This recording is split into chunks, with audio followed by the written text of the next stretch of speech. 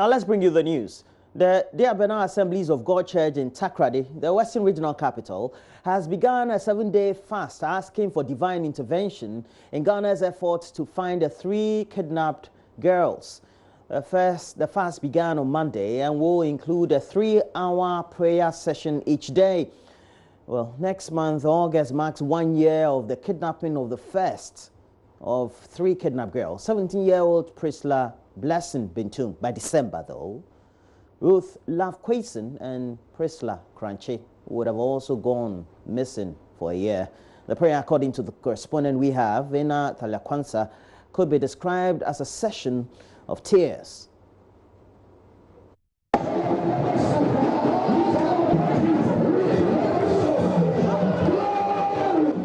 These are members of the Diabena Assemblies of God Church who have together joined their faith with families of the 3 kidnapped Takoradi girls, wailing in prayers to their Maker after ending the first day of their 7-day 6-to-6 dry fasting, which they claim is a reminder to God and their request for Him to help bring back the 3 kidnapped Takoradi girls early in January this year. Pastor Andrew Arite is the head pastor. He says the exercise is very important because anytime God speaks to him, the communication has always been they are alive, but they need prayers. The forces that we use in the spiritual realm is prayer. That the believers will come together and then pray to God. We know that God revealed Himself in so many ways, but we believe that our girls, they are still alive, and God will bring them. We believe so.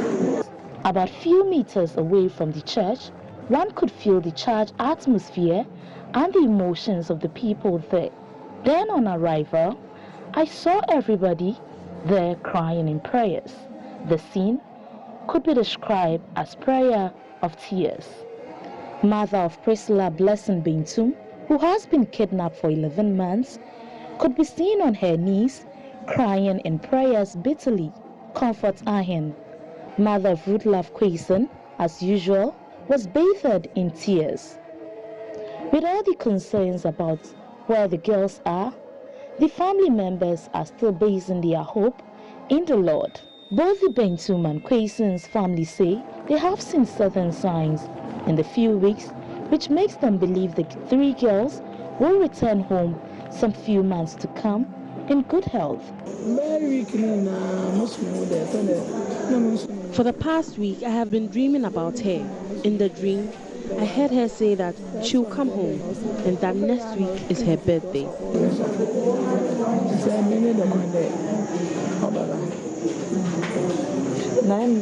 Next week is any birthday, 21st July or any birthday. We hope that God will show us where she is. For His word says, the righteous person may have many troubles, but the Lord delivers him from them all.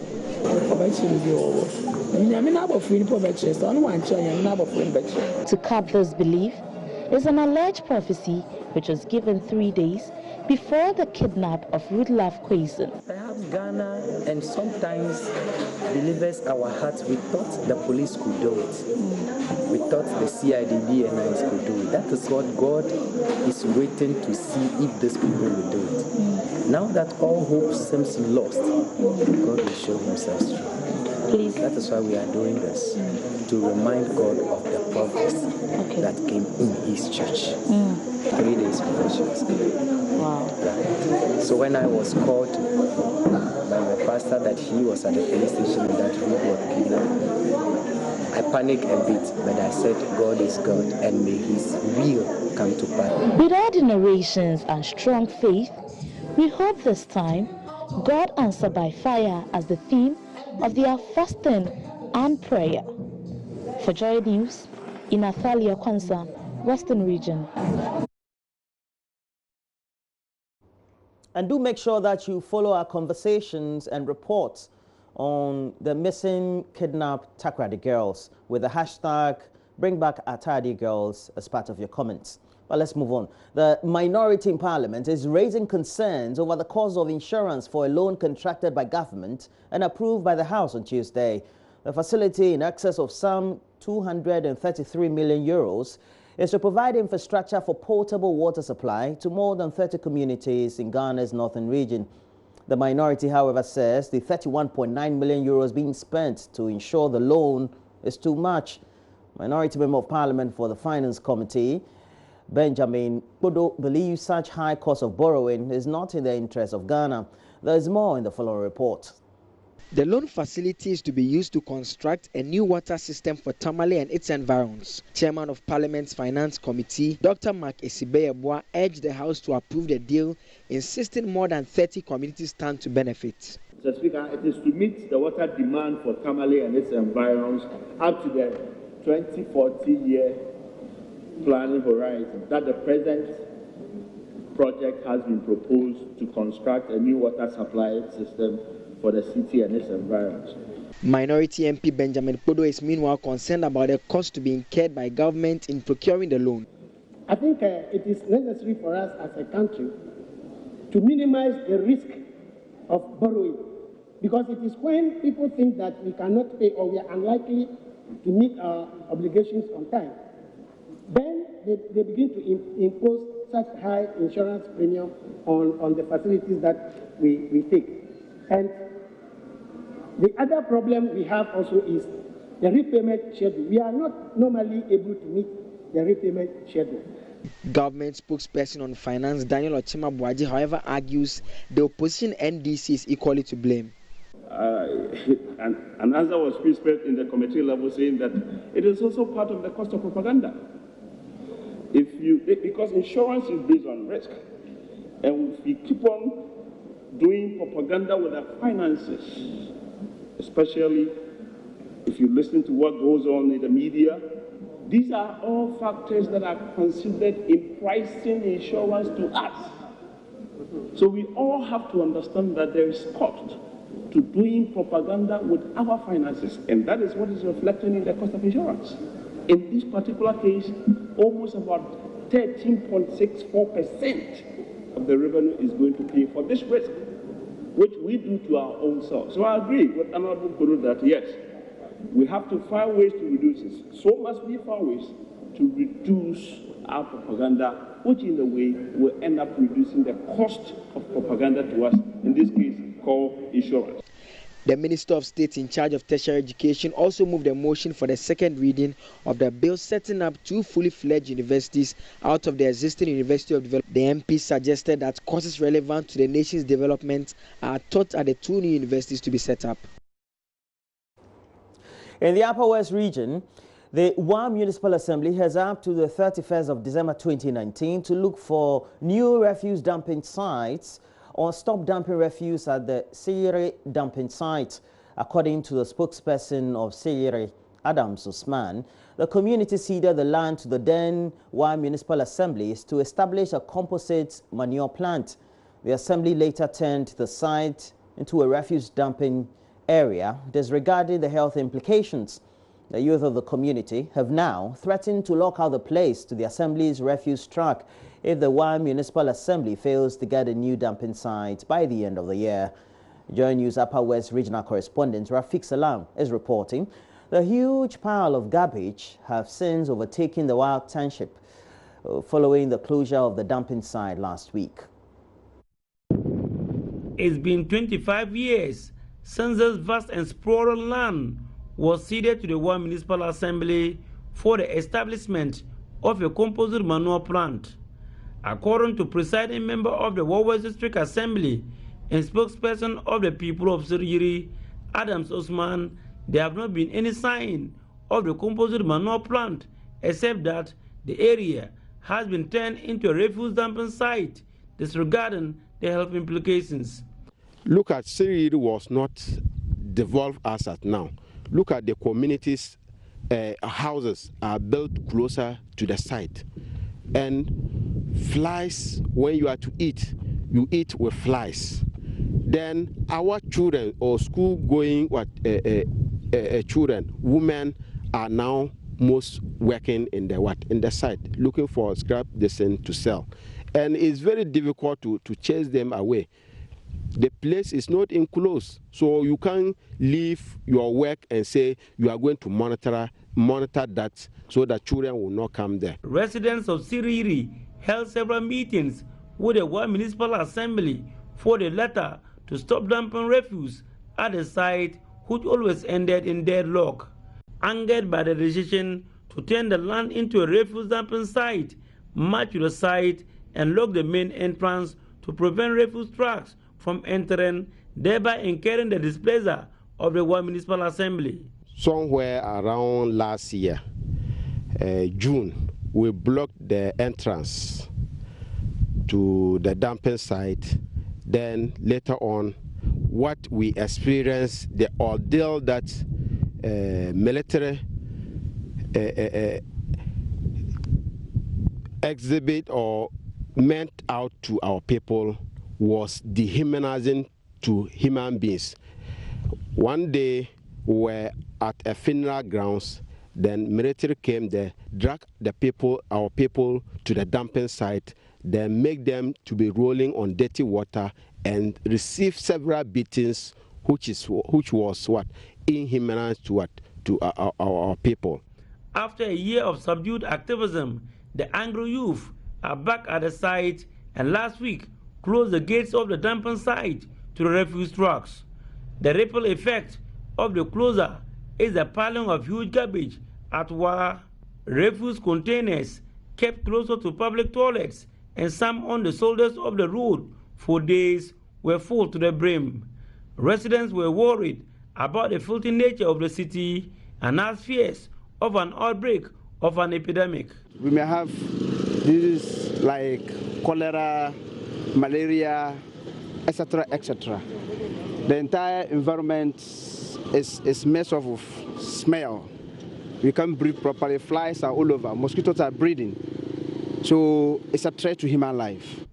The Wa Municipal Assembly engaged the leadership of Siriri for amicable settlement of the issue. By the time the green light was given to the Wa Municipal Assembly to restart dumping refuse at the site, the situation was almost getting out of hand. Wherever you go in the heart of the Wa municipality, you are going to see a situation like this, where you have refuse containers piled up with huge garbage, which is a bad spectacle for a municipality one time touted as the cleanest in the country. We've started collecting the waste to the dumping site, and we have about 33. I mean, what Zoom Lion manages and what the Assembly manages together, we have about 33 containers. So far, Assembly have been able to lift all that we're supposed to lift to the dumping site. And Zoom Lion is also lifting what they're supposed to do. And as we speak now, they have been able to lift over half of what they're supposed to lift to the dumping site. Alhaji Saku Tairu Mumin also laid bare future plans of the Assembly in managing waste in the municipality. As we speak now, we are working closely with waste landfills.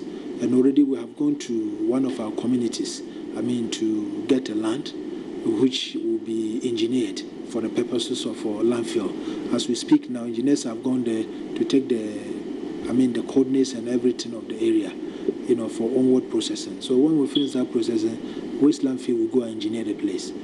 The Wa Municipal Assembly has up to the end of the year to look for a new dumping site or face the wrath of an already charged and angry youth. Reporting for JoyNews, Rafiq Salam.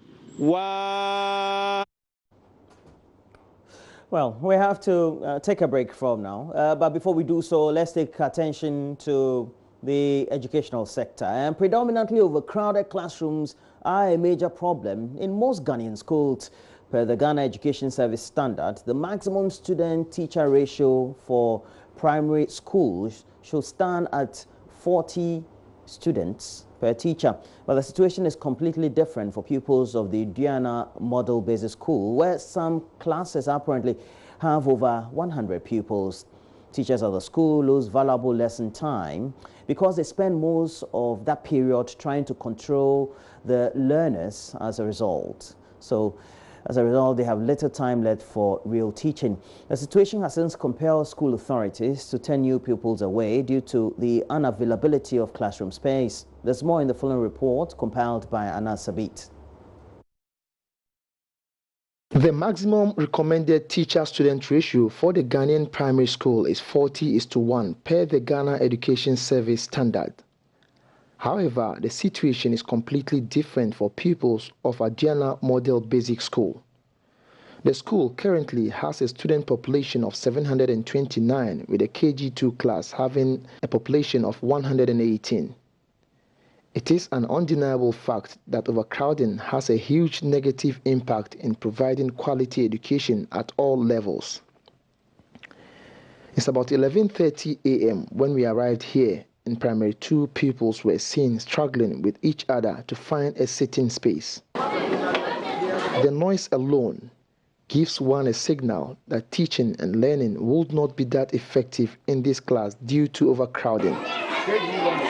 Class teacher Madam Mercy Ankoma Chumasi tells me how the situation is affecting herself and the pupils. In this class we have about 73 in a class, and as you can see, 73 pupils being handled by one person is not an easy task at all. Even when it comes to markings, homeworks, exercise, in fact, it's a big problem. They're really disturbed, but we try to control them. It's a big problem. Then I asked how she's able to cope with making sure that each student understands a particular point. It's very, very difficult. It's very difficult. In fact, my brother, it's not an easy thing. You can bear me out that it's not an easy thing, but we try doing something. Due to inadequate teaching and learning materials, 4 or more pupils share one book during reading lessons. It's because of the large class that we have. The children are so mad that when it's from 10 o'clock going, we can't stay in the classroom. We have to come out. When they come in their numbers, we can't stay in the class. You have to come out. Why can't you stay? One, the class is so large and we don't have accommodation. The room is too small for the children. We are about 126 with 4 teachers. We can't stay in the class. That's why we are out.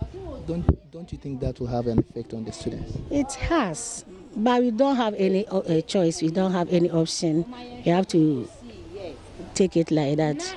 I've also seen some of the students sitting on stones. Call them Abosu for them. Yes, that is their name. They are called Abosu because they sit on stones. They don't have chairs and tables, so they manage when someone is absent. They go and sit on that chair. When the person is seen, they have to sit on the stone. I'm appealing to government to come to our aid. Because of the feeding, the school is growing and growing and growing. And for that matter, we can't sit under this tree and learn. While some children in Accra, they are doing the same thing that we are doing here. At the end of the day, all of us are going to write the same exams. But look at us, where we are. Mr. Ebenezer Osei Ishon is the headmaster of the school. He tells me that the situation has compelled school authorities to stop admitting new students in some classes. Right now, I've stopped taking some people for some particular classes. Like P5, for instance, they are close to 90 now. So the classroom is so congested, and then that of KG, even all the classes are congested. So I've decided with my assistants or my staff that there are certain classes we are no more going to take them. But when the parents come, they do complain that the school is for us. Why are you not taking them? And I explained to them, but some of them will not agree. The situation isn't different at the junior high school level. Students are seen studying in an open class, which has been affecting lessons, especially when it rains. Mr. Winnie Balue Tahiru tells JoyNews how people passing around interrupts teaching and learning. Because the school doesn't have a nice structure, good structure, like, look at how it is. When it is raining, we have to close the children to go home. Because there is no building. The walls are not there. It's open. When it is raining, you see that water is entering the class. When you are teaching and anything is happening around, you see the children looking outside. You see them looking outside. They don't pay attention because it is open. You can easily see anything that goes around in the environment. So it's a big challenge. In all this, an uncompleted 6-unit classroom block has been abandoned, with authorities not knowing what's preventing the contractor from completing the project. For now, both teachers and students would have to cope with this harsh situation until a structure is provided to accommodate the students and the teachers whose staff common room is the shades provided by this tree. Reporting for Joy News, Anas Sabit. And that's it for the latest news headlines, but we'll do the news review next. Stay with us.